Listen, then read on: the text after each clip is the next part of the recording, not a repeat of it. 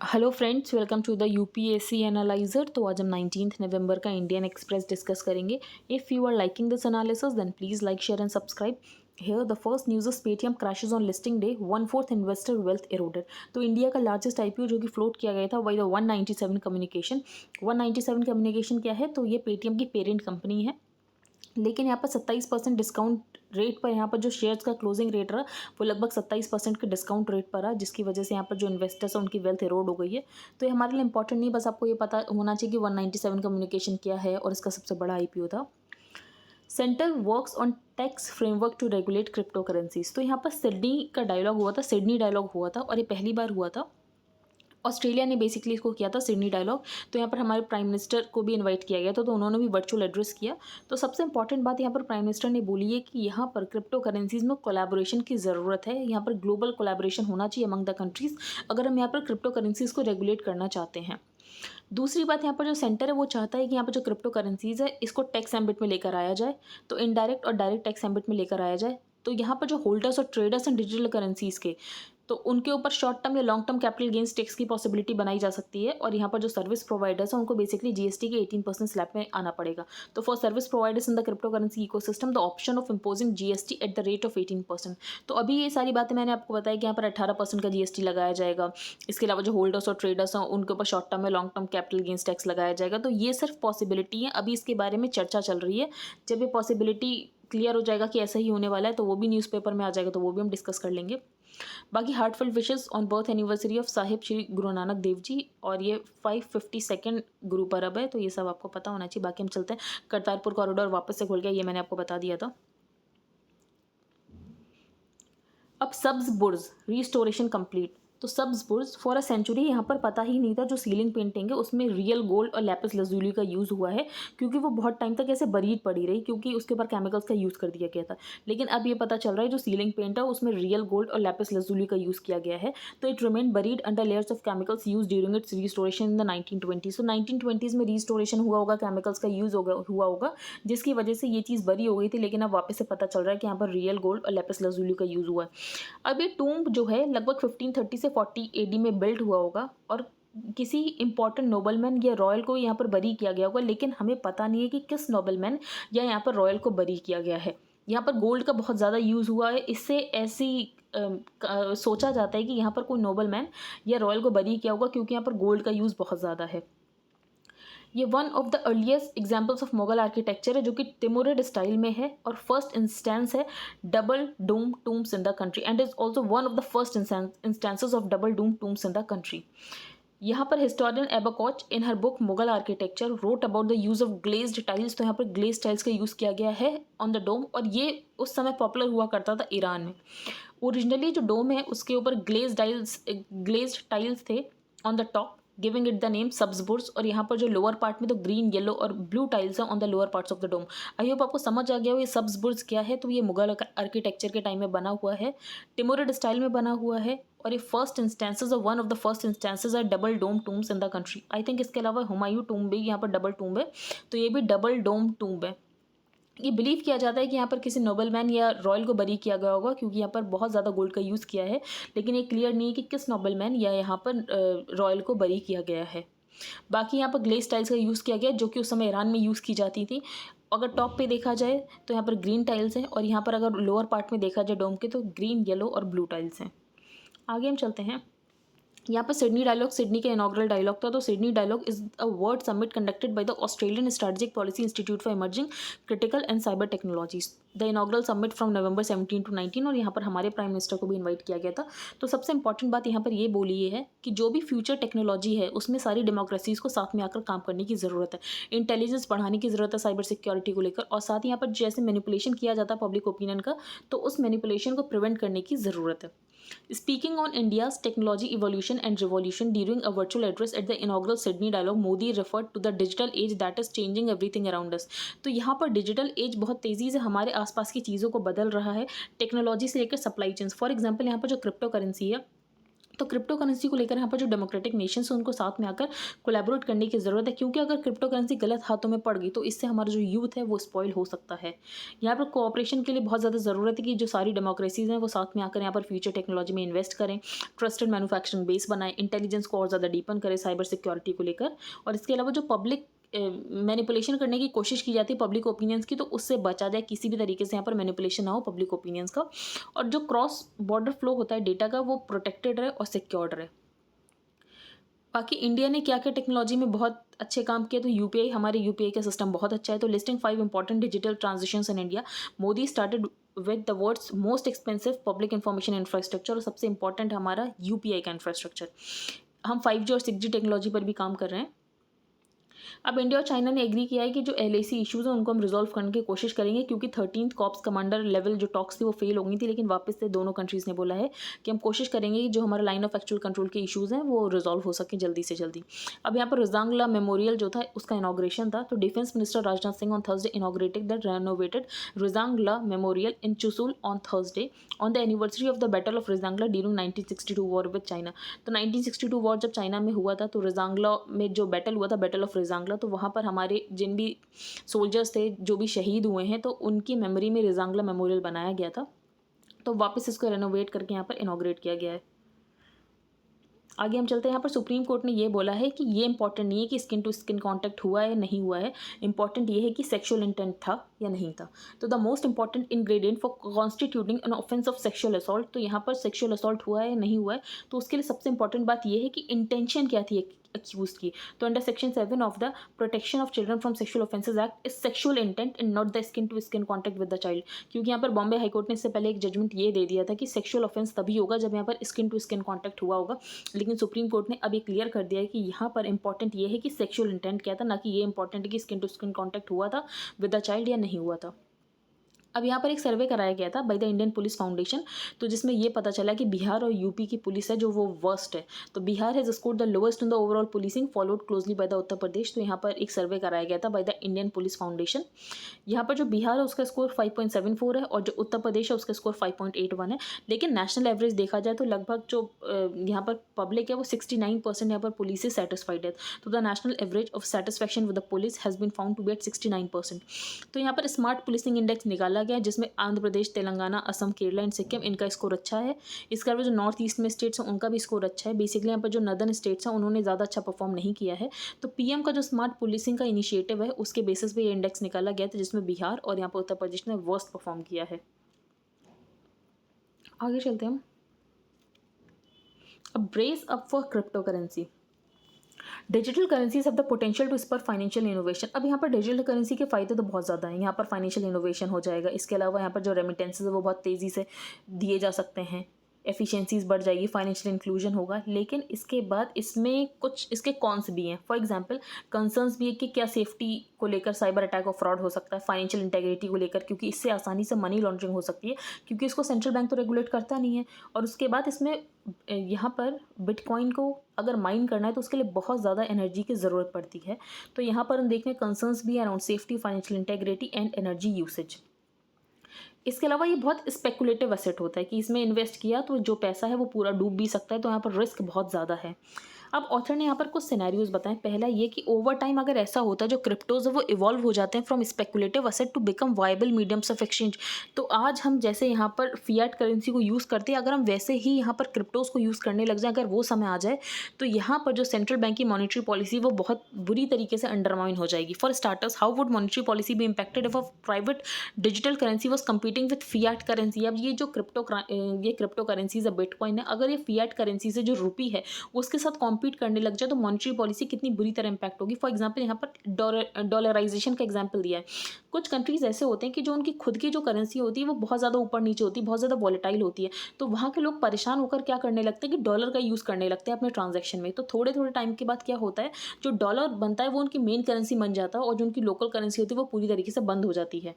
तो as domestic nationals lost lost faith in their own currency. तो जब यहाँ पर डोमेस्टिक नेशनल्स होते हैं वो अपनी ओन करेंसी में फेथ खत्म हो जाता है उनका, क्योंकि उनकी ओन करेंसी बहुत ज़्यादा वॉलेटाइल होती है, जिसके चलते उनका पूरा तरीके से विश्वास खत्म हो जाता है अपनी करेंसी में, और वो यूएस डॉलर्स में यहाँ पर ट्रांजेक्शन करने लगते हैं। तो जब वो यूएस डॉलर्स में यहाँ पर ट्रांजेक्शन करने लगते हैं तो धीरे धीरे जो उनकी डोमेस्टिक मॉनेटरी पॉलिसी वो पूरी तरीके से इनइफेक्टिव हो जाती है, क्योंकि वहाँ की जो सेंट्रल बैंक है वो अगर डोमेस्टिक मॉनेटरी पॉलिसी बनाएगी भी तो उससे क्या फ़ायदा, क्योंकि उसके लोग तो उस जो उनकी डोमेस्टिक करेंसी उसमें तो ट्रांजेक्शन कर ही नहीं रहे हैं।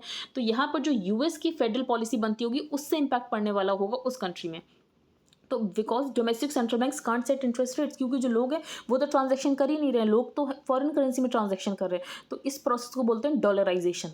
The greater the substitution into US dollars, अब ज़्यादा से ज़्यादा लोग यहाँ पर यूएस डॉलर में ही ट्रांजैक्शन करेंगे, तो जो मॉनेटरी पॉलिसी है उसकी जो पोटेंसी वो कम हो जाएगी। तो इसकी वजह से जो वहाँ की लोकल गवर्नमेंट है, जो लोकल यहाँ पर उनकी सेंट्रल बैंक होगी, वो यहाँ पर इन्फ्लेशन तक कंट्रोल नहीं कर पाएगी।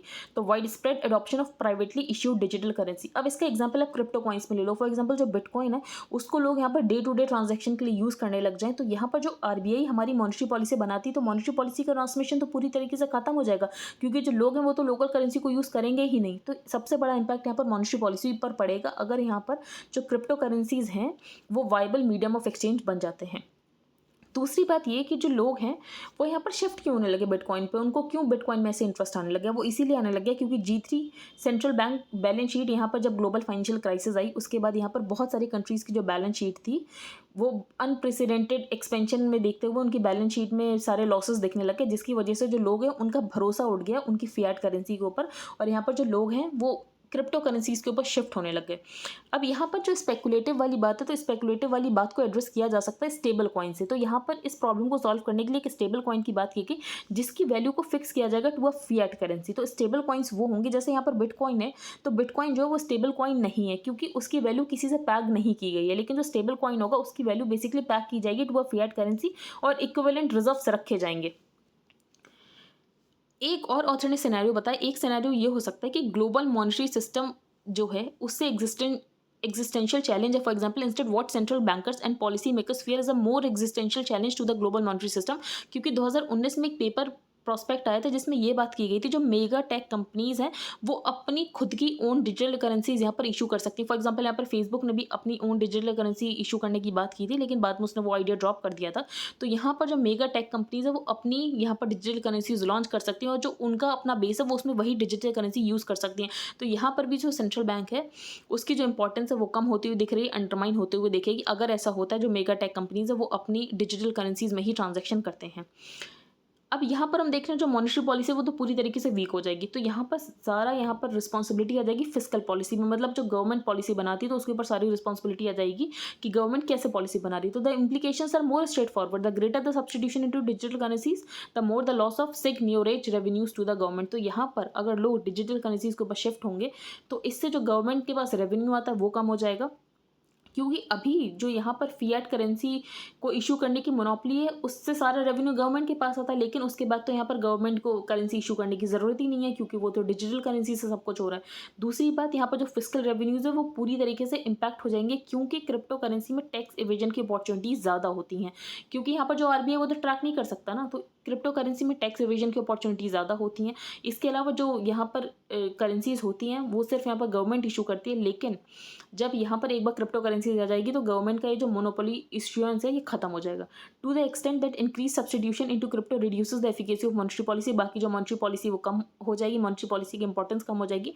तो यहाँ पर जो भी सारी रिस्पॉन्सिबिलिटी है वो आ जाएगी फिस्कल पॉलिसी के ऊपर कि फिस्कल पॉलिसी से हम कैसे इकोनॉमिक शॉक्स को यहाँ पर कंट्रोल करते हैं। बाकी यहाँ पर जो कंट्री क्रिप्टो को खुद माइन कर रहा है तो बेसिकली उसके यहाँ से तो कैपिटल आउटफ्लोज होगा, लेकिन अगर यहाँ पर onshore he for example India में ही यहाँ पर क्रिप्टोज द माइन होना शुरू हो जाए तो इसकी वजह से हमारे यहाँ तो कैपिटल इनफ्लो होगा। तो ये वाली देखने वाली बात है कि कौन सी कंट्री में ज़्यादा क्रिप्टो की माइनिंग हो रही है, कहीं इसकी वजह से भी एक कंपटीशन ना हो जाए कि हमारी कंट्री ज़्यादा क्रिप्टो माइनिंग करेगी। तो अगर ज़्यादा क्रिप्टो माइनिंग करेगी तो ज़्यादा एनर्जी यूसेज होगा, ज़्यादा एनर्जी यूसेज होगा तो ज़्यादा क्लाइमेट चेंज होगा। तो आई होप ये आपको कंसर्न समझ आ गया हो कि सबसे पहले ऑथर ने ये बताया है कि ऐसा भी हो सकता है कि फॉर एग्जांपल जो आज हम फिएट करेंसी यूज़ करते हैं थोड़े टाइम के बाद हम यहाँ पर मीडियम ऑफ एक्सचेंज में क्रिप्टो करेंसी को यूज़ करने लग जाएँ, तो उसके क्या नुकसान है? उसके ये नुकसान है, जो मॉनेटरी पॉलिसी वो अंडरमाइन होना शुरू हो जाएगी। फॉर एग्ज़ाम्पल कुछ कंट्रीज़ ऐसे होते हैं जो डॉलराइज़ेशन को अडॉप्ट कर लेते हैं, क्योंकि जो उनकी खुद की करेंसी होती है वो इतनी ज़्यादा वोलेटाइल होती है कि लोग जो है वो पूरी तरीके से यहाँ पर डॉलर के ऊपर शिफ्ट हो जाते हैं और डॉलर को ट्रांज़ैक्शन के लिए यूज़ करने लगते हैं। तो अगर वो डॉलर को ट्रांज़ैक्शन के लिए यूज़ करने लगते हैं, तो उन कंट्रीज़ की जो मॉनेटरी पॉलिसी है वो पूरी तरीके से खत्म हो जाती है और यूएस फेड के अकॉर्डिंग उनकी मॉनेटरी पॉलिसी डिसाइड होती है। तो सबसे पहला सिनेरियो ये हुआ जिसकी वजह से जो मॉनेटरी पॉलिसी है वो यहाँ पर अंडरमाइन हो जाएगी। दूसरी बात ये, जो मेगा टेक कंपनीज़ है, मेगा टेक कंपनीज़ क्या कर सकती हैं? मेगा टेक कंपनीज़ अपने डिजिटल करेंसी कॉइन्स यूज़ कर सकती हैं ट्रेड करने के लिए, अपने जो भी उनका बेस है सोशल बेस उसमें। तो ऐसा यहाँ पर फेसबुक ने भी बात की थी, स्टेबल कॉइन की बात की थी, क्योंकि यहाँ पर जो स्पेकुलेटिव हैं ये बिटकॉइंस वगैरह, तो हम यहाँ पर स्टेबल कॉइन को लेकर आएंगे जिसको किसी फियाट करेंसी से इक्विवेलेंट उसके अमाउंट रखेंगे अगर हम कोई भी यहाँ पर डिजिटल करेंसी मार्केट में लेकर आ रहे हैं। बाकी इसके बाद जो रिस्पॉन्सिबिलिटी गवर्नमेंट पे वो बहुत ज़्यादा बढ़ जाएगी, क्योंकि फिस्कल पॉलिसी से ही अब सारे इकोनॉमिक शॉक्स को यहाँ पर कवर करने की कोशिश की जाएगी, क्योंकि जो मॉनेटरी पॉलिसी ट्रांसमिशन है वो बहुत कम हो जाएगा। आगे हम चलते हैं। An ambush a warning. अब असम राइफल्स के कॉन्वॉय के ऊपर अटैक किया गया था by the People's Liberation Army. तो ये पीपल्स लिबरेशन आर्मी चाइना वाली नहीं है, ये मणिपुर में एक इंसर्जेंट ग्रुप है। The fact that this ambush was mounted by the People's Liberation Army, one of the 7 band armed groups in Manipur. South Asia Terrorism Portal से हमें ये बात पता चलती है कि पहले इंसर्जेंसी रिलेटेड जो डेथ थी वो बहुत ज़्यादा होती थी, लेकिन अब जो नंबर है वो लगभग 1 डिजिट में आ चुका था, लेकिन इस साल वापस से वो 25 बढ़ गया है। तो 496 हुआ करता था लगभग 2008 में, फिर पिछले 2 सालों से सिंगल डिजिट में था, लेकिन इस बार वापस से 25 हो गया है। तो हमें इस प्रॉब्लम को सॉल्व करने के लिए करना क्या है? ये जो इंसर्जेंट के ग्रुप्स हैं वापस से रिवाइव हो जाते हैं, तो इस प्रॉब्लम को सॉल्व करने के लिए क्या करना है? तो सबसे इंपॉर्टेंट हमें म्यांमार और बांग्लादेश के साथ इस बारे में बात करनी है, क्योंकि जो इंसर्जेंट्स हैं बेसिकली इन्होंने नेक्सस बना रखा है। तो November 13 ambush could signal the arrival of the PLA as a major force in the complex power dynamics of the Indo-Myanmar borderlands। जो आउटफिट और जो इसकी अम्ब्रेला ऑर्गेनाइजेशन है the Manipur People's Liberation Front, this includes the United Nation Liberation Front, the oldest armed group in Manipur, और इन्होंने military nexus बना रखा है with the Tatmadaw in Myanmar. तो यहाँ पर हमें म्यांमार के साथ कोलैबोरेट करने की बहुत ज़रूरत है अगर हम इंसर्जेंट्स को ख़त्म करना चाहते हैं। और इसके अलावा इंडिया को बांग्लादेश और म्यांमार के साथ अपने जो रिलेशंस हैं उनको रिकैलिब्रेट करने की ज़रूरत है अगर हमें PLA और UNLF जैसे यहाँ पर आउटफिट के साथ डील करना है। बाकी हमें अपनी इंटेलिजेंस गैदरिंग अच्छी करनी, मिलिट्री पुलिस इंफ्रास्ट्रक्चर अच्छा करना है, तो ये सारी चीज़ें इंपॉर्टेंट। बाकी हमें म्यांमार और बांग्लादेश के साथ अपने रिलेशंस को रिकैलिब्रेट करने की ज़रूरत है आगे अगर हमें इंसर्जेंट्स के साथ लड़ना है। अब श्रिंकिंग द क्लासरूम, ये मैंने आपको बताया था कि NCERT ने एक मैनुअल निकाला था ट्रांसजेंडर के ऊपर, लेकिन फिर उसको NCPCR ने बोला कि इस मैनुअल के बाद यहाँ पर जो बच्चे हैं उनके ऊपर साइकोलॉजिकल इम्पैक्ट बहुत ज़्यादा पड़ेगा, जिसके बाद यहाँ पर NCERT ने वापस उस मैनुअल को वापस ले लिया। तो उसके ऊपर ही ये आर्टिकल है। तो जो transgender persons protection of rights act 2019 है वो ये बात बोलता है कि नॉन डिस्क्रिमिनेशन होना चाहिए, ट्रांसजेंडर्स के साथ कोई भी डिस्क्रिमिनेशन नहीं होना चाहिए, नॉन डिस्क्रिमिनेशन की बात कही गई है। इंक्लूसिव एजुकेशन का मतलब क्या है? इंक्लूसिव एजुकेशन का मतलब ये नहीं कि सिर्फ जेंडर इंक्लूसिव होनी चाहिए, वो यहाँ पर ट्रांसजेंडर इंक्लूसिव भी होनी चाहिए। अब ये देखा गया है जो ट्रांसजेंडर्स उनके साथ बहुत ज़्यादा हैरेसमेंट होता है, जो टीचिंग और लर्निंग नीड्स है वो उनके अकॉर्डिंग नहीं बनाई गई हैं। तो एक्शन जो है 2 नेशनल काउंसिल्स के NCERT और NCPCR के, वो ये प्रूफ करता है जो ट्रांसजेंडर की बात की गई यहाँ पर ट्रांसजेंडर एक्ट में कि यहाँ पर ट्रांसजेंडर्स के साथ डिस्क्रिमिनेशन नहीं किया जाएगा, वो सिर्फ एक लिप सर्विस है, बोलने वाली बात है, कर कोई कुछ नहीं रहा है। अब ऐसा क्यों बोला गया है?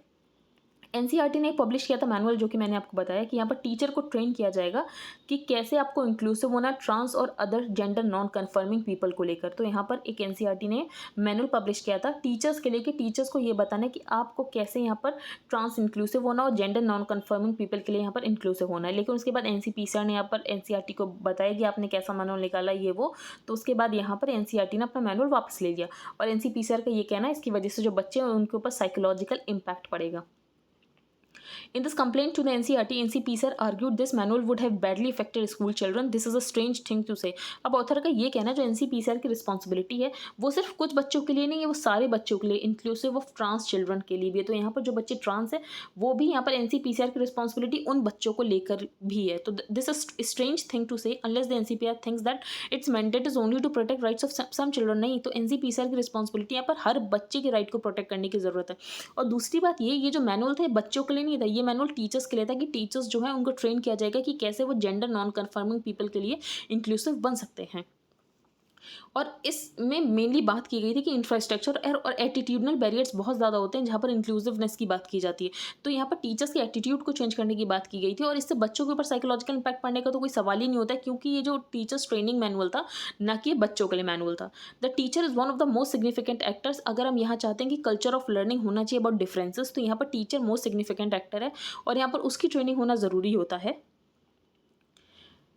Research studies in the last decade from a few metro cities in India suggest that जो ट्रांस और जेंडर नॉन कन्फर्मिंग चिल्ड्रन उनको रेगुलरली सब्जेक्ट होना पड़ता है to bullying, sexual assault, humiliation by school staff, teachers और classmate. तो यहाँ पर जो जेंडर नॉन कन्फर्मिंग पीपल है या ट्रांस पीपल हो तो उनको बहुत ज़्यादा ह्यूमिलेशन का सामना करना पड़ता है, उनको बुली होना पड़ता है। तो ज़रूरत है कि यहाँ पर हम लोगों को और ज़्यादा अवेयर करें इस बारे में। जो इंडिया में नेशनल एजुकेशन पॉलिसी वो बात करते हैं कि चाइल्ड का ये इंपॉर्टेंट राइट है कि उसको एजुकेशन मिलनी चाहिए। तो it identifies education as an important tenet of a child's development. तो यहाँ पर जब चाइल्ड की बात की गई तो इसमें सारे चाइल्ड इंक्लूड होते हैं, इंक्लूडिंग द ट्रांसजेंडर चिल्ड्रन। तो it refers to the needs of transgender children specifically. तो यहाँ पर अलग से मेंशन भी किया गया है ट्रांसजेंडर चिल्ड्रन के लिए, लेकिन उसके बाद हम ऐसा देख रहे हैं कि एनसीपीसीआर ऐसे एक्शंस ले रहा है। तो अब इसको ही लेकर पॉलिसी बनाने की ज़रूरत है ताकि जो डिस्क्रिमिनेशन है वो ट्रांसजेंडर चिल्ड्रन के अगेंस्ट ना हो। बाकी यहाँ पर जो बॉर्डर क्राइसिस है वो थोड़ी सॉल्व हो रही है। तो यहाँ पर जो कैंप्स थे बॉर्डर एरियाज़ में वो क्लियर कर दिए गए हैं। जो बेलारूस अथॉरिटीज़ है वो माइग्रेंट्स को वापस लेकर जा रहे हैं। तो कुछ यहाँ पर माइग्रेंट्स को तो इराकी माइग्रेंट्स को तो वापस भेज दिया रिपैट्रिएशन फ्लाइट में उनके ही कंट्री। लेकिन ये सिर्फ कुछ ही लोग हैं, बाकी जो हैं उनको वेयर हाउस में लेकर गए हैं। तो यहाँ पर बीच में हम देख रहे हैं कि थोड़ी सी प्रॉब्लम सॉल्व हुई, लेकिन अल्टीमेटली प्रॉब्लम सॉल्व नहीं हुई। इन माइग्रेंट्स का क्या करना अभी क्लियर नहीं है। तो the clearing of the camps at the border eases the immediate crisis. तो इमीडिएट क्राइसिस तो सॉल्व हो गई कि वो अभी बॉर्डर के पास नहीं खड़े हैं, लेकिन जो क्राइसिस है वो अभी भी है, क्योंकि यहाँ पर कुछ माइग्रेंट्स को तो उनके कंट्री वापस भेज दिया गया, इराक के माइग्रेंट्स को वापस में इराक में भेज दिया गया है। Several of those who were in the camps in the were taking to a warehouse. कुछ को यहाँ पर वेयर हाउस पर लेकर गए हैं, लेकिन क्वेश्चन अभी भी यही है कि उनकी फाइनल डेस्टिनेशन क्या होने वाली है। बाकी यूरोपियन ऑफिशियल्स उनका ये कहना था कि ये जो बेलारूस के प्रेसिडेंट है ल्यूकाशेंको, इन्होंने जानबूझ के ये क्रिएट की थी सिचुएशन है माइग्रेंट क्राइसिस की। कोई भी माइग्रेंट क्राइसिस नहीं थी। यूरोप ने यहाँ पर बेलारूस के ऊपर सैंक्शंस लगा दिए थे, जिसकी वजह से यहाँ पर बेलारूस ने ये कंडीशन बनाई। अब यहाँ पर यूएस, कनाडा, मैक्सिको जो हैं ये वैक्सीन को डोनेट करेंगे और साथ ही इन्होंने बोला है कि मीथेन एमिशंस को ऑयल और गैस सेक्टर में, तो ऑयल सेक्टर में लगभग 60% तक कट कर देंगे बाई 2030 और गैस सेक्टर्स में लगभग 75% तक कट कर देंगे बाई 2030। बाकी इन्होंने एक और पॉलिसी बनाई है कि कोई भी ये गुड्स इंपोर्ट नहीं करेंगे जहाँ पर फोर्स लेबर के द्वारा गुड्स बनाया जाता है। तो बेसिकली वो लोग चाइना को बोल रहे थे, क्योंकि चाइना जिनजियांग प्रोविंस में यहाँ पर फोर्स लेबर उइघर्स को फोर्स लेबर बनाकर यहाँ पर काम कराता है। तो the leaders are set to commit to prohibiting import of goods made with force labour. तो यहाँ पर चाइना ने सारी एलिगेशंस को डिनाई कर दिया है। आगे हम चलते हैं। तो वे शुआई पेंग जो हैं, इन्होंने मीटू मूवमेंट में ये बात बताई थी। जो वाइस प्रीमियर हैं चाइना के कम्युनिस्ट पार्टी के, उन्होंने इनको फोर्स किया था सेक्स करने के लिए। तो she wrote in a lengthy social media post in November 2 that Zhang Gaoli, a former vice premier who was a member of the ruling communist party top leadership committee, had forced her to have sex despite repeated refusal 3 years ago। तो जब से इन्होंने ये बात public की उसके बाद से गायब हो गई, मिल नहीं रही हैं। तो सब अब ट्विटर पर ट्रेंड चल रहा है कि वेयर इज शुआई पेंग। अब ये चाइना क्या करता है, चाइना लोगों को गायब करा देता है जो भी उनके अगेंस्ट कुछ बातें करते हैं।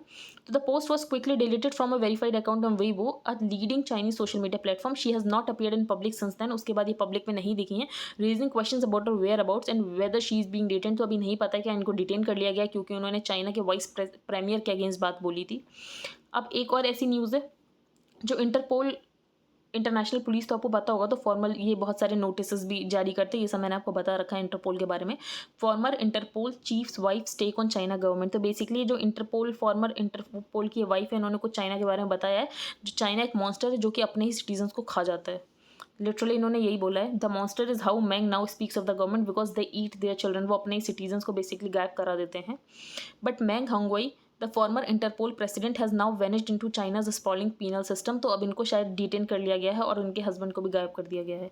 तो बिफोर डिसअपियरिंग टू 2018, तो 2018 के बाद इनके हस्बैंड कहीं दिखे ही नहीं है।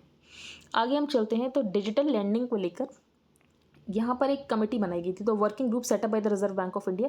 तो उसने कुछ नॉर्म्स बताए कि डिजिटल लेंडर्स को लेकर क्या नॉर्म्स होने चाहिए। तो यहाँ पर नॉर्म्स लिखे हुए हैं। Digital lending app should be subjected to a verification process. तो कोई भी यहाँ पर डिजिटल लैंडिंग ऐप होगी उसको वेरिफिकेशन प्रोसेस के थ्रू जाना पड़ेगा। अब वेरिफिकेशन प्रोसेस के लिए एक नोडल एजेंसी बनाई जाएगी। तो पहले स्टेक होल्डर्स में कंसल्टेशन होगा, उसके बाद एक नोडल एजेंसी बनाई जाएगी और उस नोडल एजेंसी से यहाँ पर डिजिटल लैंडिंग ऐप्स को वेरिफिकेशन कराना पड़ेगा। दूसरी बात, यहाँ पर सेल्फ रेगुलेटरी ऑर्गेनाइजेशन बनाने की बात की गई है। जो भी यहाँ पर लोन्स डिस्पर्स किए जाएंगे वो डायरेक्टली यहाँ पर बैंक अकाउंट ऑफ बोरोवर्स में किए जाएंगे और यहाँ पर नेगेटिव लिस्ट बनाई जाएगी लैंडिंग सर्विस प्रोवाइडर्स की। अब फ्रंट लोडिंग क्या है? फ्रंट लोडिंग ये है कि जो भी यहाँ पर जो सेंटर है वो स्टेट को कुछ पैसे तो देता है, कि टैक्स डिवॉल्यूशन तो करता ही है, तो टैक्स डिवॉल्यूशन जो टाइम है उससे थोड़ा पहले कर दो। तो the recent decision to advance an instalment of tax devolution, for example आपको नवंबर में टैक्स डिवॉल्यूशन करना है तो आप अगस्त में ही कर दो, ताकि जो स्टेट्स हैं उनके पास कैश फ्लो आ जाए, क्योंकि अभी जो स्टेट्स है वो कैश क्रंच की सिचुएशन से जूझ रहे हैं। तो the recent decision to advance an instalment of tax devolution to states in addition to the one to be given in November will help in cash flow for Andhra Pradesh, Tamil Nadu, Sikkim and Manipur. तो I hope आपको front loading समझ आ गया। Front loading का मतलब ये है कि टैक्स डिवॉल्यूशन तो करना ही है, तो आप उसको थोड़ा समय से पहले कर दो, क्योंकि जो यहाँ पर स्टेट्स हैं उनमें कैश क्रंच चल रहा है, ताकि उनके पास पैसे आ जाएं। अब यहाँ पर बात की है कि शेल ऑयल और कन्वेंशनल क्रूड में क्या डिफरेंस होता है। तो key difference between the shale oil and conventional crude is that the former, तो यहाँ पर जो शेल होता है वो होता है टाइट ऑयल। टाइट ऑयल होता है और बहुत स्मॉलर बैचेस में मिलता है, और इसके अलावा बहुत डीपर मिलता है। जो कन्वेंशनल क्रूड डिपॉजिट्स होते हैं वो उतने डीपर नहीं मिलते। तो शेल ऑयल की आपको 3 फीचर्स पता चल गए कि टाइट ऑयल होता है, स्मॉलर बैचेस में मिलता है और डीपर डिपॉजिट्स होते हैं इसके। इसके एक्सट्रैक्शन के लिए फ्रैक्चर्स बनाने की ज़रूरत होती है। तो its extraction requires creation of fractures in oil and gas rich shale to release hydrocarbons via hydraulic fracking. तो कौन से प्रोसेस से यहाँ पर निकाला जाता है? तो हाइड्रोलिक फ्रैकिंग से निकाला जाता है। रशिया और जो यूएस है ये लार्जेस्ट शेल ऑयल प्रोड्यूसर्स हैं, और यहाँ पर जो यूएस का शेल ऑयल प्रोडक्शन है वो इतना ज़्यादा हो गया है कि यूएस कभी क्रूड ऑयल इंपोर्टर होता था, लेकिन अब जो यूएस ऑफ क्रूड एक्सपोर्टर बन चुका है 2019 में। अब इंडिया में क्या हैं यहाँ पर कि हमें शेल गैस मिल सकती है, तो उसके बारे में हम पढ़ेंगे। पहले आप एक पॉइंट यहाँ पर और देख लो कि यहाँ पर हाइड्रोलिक फ्रैकिंग के मेथड की वजह से अगर ये ठीक से नहीं होता हाइड्रोलिक फ्रैकिंग का मेथड, तो आसपास का जो ग्राउंड वाटर वो कंटामिनेट हो जाता है। अब यहाँ पर ओएनजीसी का ये कहना है कि शेल ऑयल हो सकता है Cambay basin in Gujarat, Krishna Godavari basin in Andhra Pradesh. The company concluded, लेकिन जो क्वांटिटी ऑफ ऑयल है जो ऑब्जर्व किया है बेसिकली वो इतना नहीं कर सकते कि हम इसको कमर्शियल यूज़ कर सकें। होगा, थोड़ा बहुत होगा, लेकिन हम कमर्शियलिटी का यहाँ पर नहीं बोल सकते कि यहाँ पर कमर्शियलिटी की जा सकती है। और जो हमारे यहाँ पर है वो बहुत डिफरेंट है shales as from the North American ones. तो ये सारी बातें बोली गई। तो इंडिया में बेसिकली लार्ज स्केल प्रोडक्शन करना है पॉसिबल नहीं है, जो कि यहाँ पर यूएसए में हो रहा है। आगे चलते हैं हम। यहाँ पर सुप्रीम कोर्ट ने वर्डिक्ट दिया है रियल एस्टेट एक्ट को लेकर। तो रेरा जो है real estate regulation and development act 2016, तो सुप्रीम कोर्ट ने बोला है कि बेसिकली रेट्रोएक्टिवली भी लग सकता है, मतलब पहली डेट से भी लग सकता है। तो पहले कौन सा प्रोजेक्ट्स पे लगेगा? तो जब ये एक्ट आया था उस समय जो प्रोजेक्ट्स पूरे नहीं हुए थे ये उन प्रोजेक्ट्स पर भी लगेगा। तो are applicable to projects that were ongoing and for whom completion certificates were not obtained. तो ये 2016 में कुछ प्रोजेक्ट्स अभी बनने की स्टेज में होंगे, अभी पूरे नहीं हुए होंगे, तो ये उन प्रोजेक्ट्स पर भी एप्लीकेबल होता है। अब which projects are covered, why the law is applied retrospectively. तो जो चैप्टर 2 एक्ट का, रेरा एक्ट का, real estate regulatory development act, तो real estate regulation and development act 2016 का जो चैप्टर 2 है वो ये बात करता है कि जो भी रियल एस्टेट प्रोजेक्ट्स हैं उनका रजिस्ट्रेशन मैंडेटरी है। It mandated that for projects that were ongoing on the date of commencement of the act, तो जब एक्ट यहाँ पर कमेंस हुआ और उस समय जो प्रोजेक्ट्स हैं वो ऑनगोइंग स्टेज में हैं, तो उनके ऊपर भी ये एक्ट है जो एप्लीकेबल होगा। अब जो अपील है, अपील करना इसमें सिर्फ जेन्यून अपील ही क्यों हो सकती है इसमें? तो इसमें जेन्यून अपील्स इसलिए हो सकती हैं क्योंकि जो 30% पेनल्टी के अमाउंट है, टोटल अमाउंट जमा करना पड़ेगा अगर आपको अपील करनी है। तो Supreme Court affirm that it is mandatory for real estate developers to deposit at least 30% of the penalty ordered by the regulator. तो यहाँ पर रेरा ने अगर कोई भी यहाँ पर ऑर्डर दिया है और उस ऑर्डर के अगेंस्ट अपील करनी, तो लगभग जो भी यहाँ पर रेरा ने पेनल्टी बताई तो उसकी 30% पेनल्टी देनी पड़ेगी या फुल अमाउंट देना पड़ेगा, जो भी केस हो, उसके बाद यहाँ पर अपील कर सकते हैं। तो यहाँ पर कभी बिल्डर को अगर 30% देना पड़े तो उसको सोचना पड़ेगा ना कि मैं अपील करूं या ना करूं। तो this is expected to ensure that only genuine appeals are filed and home buyers interest are protected. अब रेरा कब आया था? तो 2013 से बात चल रही थी कि रियल एस्टेट को यहाँ पर रेगुलेट करने की जरूरत है। फिर 2016 में यहाँ पर रेरा एक्ट आया। डेटा ये शो करता है लगभग जो 77% टोटल एसेट्स हैं एवरेज इंडियन हाउस होल्ड्स के, वो यहाँ पर रियल एस्टेट में ही लगाए गए हैं। तो जहाँ पर 77% टोटल एसेट्स अगर रियल एस्टेट में यहाँ पर इन्वेस्टेड है, तो यहाँ पर रियल एस्टेट को रेगुलेट करना बहुत ज़रूरी है, जिसके चलते 2016 में यहाँ पर गवर्नमेंट रेरा एक्ट लेकर आई। अब रेरा एक्ट जो है वो 34 स्टेट्स या यूनियन टेरिटरीज ने इसके नोटिफाई कर दिए हैं रूल। जो नागालैंड वो प्रोसेस में, लेकिन वेस्ट बंगाल के पास अपना लेजिस्लेशन है, वो रेरा को नहीं यूज़ करता। तो West Bengal has enacted its own legislation, West Bengal Housing Industry Regulation Act. बाकी पेटीएम का जो क्रैश हो गया डेब्यू पर, ये तो हमने पढ़ लिया। 18,300 करोड़ का इनिशियल पब्लिक ऑफरिंग थी और बाकी इशू प्राइस से 27% कम रहा। तो ऐसा क्यों कम रहा? क्योंकि जो कंपनीज ग्रोथ के बारे में लोगों को नहीं होगा कि कंपनी के ग्रोथ प्रॉस्पेक्ट्स इतने ज़्यादा अच्छे हैं, क्योंकि अब यूपीआई सिस्टम भी आ चुका है और लोग यूपीआई सिस्टम को ज़्यादा यूज़ करते हैं, पेटीएम को इतना यूज़ नहीं करते। तो analyst have noted that Paytm is only a leader in the online wallet segment which is losing market. जो वॉलेट सेगमेंट है वो वैसे भी अपना मार्केट जो है वो धीरे धीरे खो रहा है और लोग अब यूपीआई बेस्ड पेमेंट्स में ज़्यादा यहाँ पर डिपेंडेंट रहने लग गए हैं। अब यहाँ पर गोवा की माइनिंग इतना ज़्यादा इंपॉर्टेंट इशू क्यों बन चुका है, जो पोल आने वाले हैं उसमें जो माइनिंग कंसेशंस हैं आयरन और मैंगनीज़ के, जब यहाँ पर पोर्तुगीज़ रूलर्स थे तो उन्होंने बेसिकली परपीचुटी में दे रखा था हमेशा के लिए। लेकिन जब गोवा का लिबरेशन हुआ 1961 में, आप मुझे ये बताना कौन से ऑपरेशन के अंदर गोवा का लिबरेशन हुआ था? उसके बाद जो माइनिंग लीसेस हैं उनको ये बोल दिया गया कि 2007 में सारे माइनिंग लीसेस एक्सपायर हो जाएंगे। जब माइनिंग 2007 के बाद भी आगे चलती रही तो गोवा फाउंडेशन ने एक पीआईएल इशू की कि इलीगल माइनिंग हो रही है, क्योंकि यहाँ पर जो लीसेस थे वो 2007 तक ही थे। तो 2007 के बाद यहाँ पर गोवा फाउंडेशन ने पीआईएल इशू की, तो 2012 में union ministry of environment and forest ने इन्वायरमेंट जो क्लियरेंसेस थे उन पर भी रोक लगा दी, जो भी यहाँ पर इन्वायरमेंट क्लियरेंसेस दिए जाते थे उनके ऊपर भी रोक लगा दी। फिर 2014 में सुप्रीम कोर्ट ने ये बोला कि रिजम्पशन हो सकता है आयरन और माइनिंग का, लेकिन सिर्फ कंडीशनल रिजम्पशन होगा और सिर्फ 20 मिलियन टन तक ही यहाँ पर एक्सट्रैक्ट किया जा सकता है कोल। आयरन और यहाँ पर सिर्फ 20 मिलियन टन तक यहाँ पर एक्सट्रैक्ट किया जा सकता है। 2015 में गोवा गवर्नमेंट ने वापस से बहुत सारे माइनिंग लीसेस को यहाँ पर रीन्यू कर दिया, लेकिन उसको वापस से सुप्रीम कोर्ट में चैलेंज किया गया और सुप्रीम कोर्ट ने इसको स्ट्रक डाउन कर दिया। फिर गोवा गवर्नमेंट ने रिव्यू पिटीशन फाइल की और उसको भी सुप्रीम कोर्ट ने डिसमिस कर दिया। तो यहाँ पर बेसिकली जब यहाँ पर पोर्तुगीज रूलर्स थे तो उन्होंने आयरन और मैग्नीज की माइनिंग के लिए परपीचुटी में यहाँ पर कंसेशन ग्रांट कर रखे थे, लेकिन उसके बाद जब गोवा का लिबरेशन हुआ तो ये जो है ये 2007 तक कर दिया गया कि 2007 तक ही सिर्फ लीजेस रहेंगी, 2007 के बाद एक्सपायर हो जाएंगी। उसके बाद जब 2007 के बाद भी माइनिंग होती रही तो यहाँ पर 2007 के बाद जो भी माइनिंग हुई उसको इलीगल माइनिंग घोषित कर दिया गया और यहाँ पर जो गोवा में है माइनिंग वो पूरी तरीके से बंद कर दी गई। अब इससे क्या नुकसान हुआ? तो जो लोग यहाँ पर माइनिंग के ऊपर डिपेंडेंट थे, जिनका लाइवलीहुड माइनिंग के ऊपर डिपेंडेंट था, उनको तो बहुत नुकसान हुआ। एक कमीशन भी बनाई गई थी on illegal mining in the state, जिसका नाम था justice M B Shah commission, और ये सेंटर ने बनाई थी। तो commission had been appointed by the centre in 2010। तो बाकी ये जो गवर्नमेंट पोस्ट पोलिंग है ये प्रोमिस ऐसा कर रही हैं जो पोलिंग में आ रही हैं, फॉर एग्जाम्पल टीएमसी, कांग्रेस और आप, इनका ये कहना है कि अगर ये जीत कर आती हैं स्टेट में तो ये वापस से माइनिंग को रिवाइव कर देंगे। For example TMC latest entry in Goa's political landscape has thrown its weight behind the road map prepared by the Goa foundation, कि अगर ये आएंगे तो जो भी यहाँ पर इलीगल माइनिंग से लॉसेज हुए हैं तो उनको रिकवर करने की कोशिश करेंगे। यहाँ पर फिर ट्रांसपेरेंट और कॉम्पिटिटिव बिडिंग होगी अगर यहाँ पर ओर्स को एक्सट्रैक्ट करना है, तो ये सारी बातें की गई। तो आपको बस ये पता होना चाहिए कि माइनिंग पहले परपीचुटी में ग्रांट थी, लेकिन उसके बाद लीजेस को 2007 में कर दिया गया, फिर उन लीजेस को भी एक्सपायर कर दिया गया। तो उसके बाद सब कुछ यहाँ पर इलीगल माइनिंग के उसमें आ गया, जिसकी वजह से यहाँ पर जो माइनिंग है वो पूरी तरीके से बंद हो गई। तो जो भी लोग लाइवलीहुड के लिए डिपेंडेंट थे माइनिंग के ऊपर तो उनका लाइवलीहुड लॉस हो गया। तो आई होप आपको आज का न्यूज़पेपर समझ आया हो। If you like the video then please like share and subscribe. Thank you and have a nice day.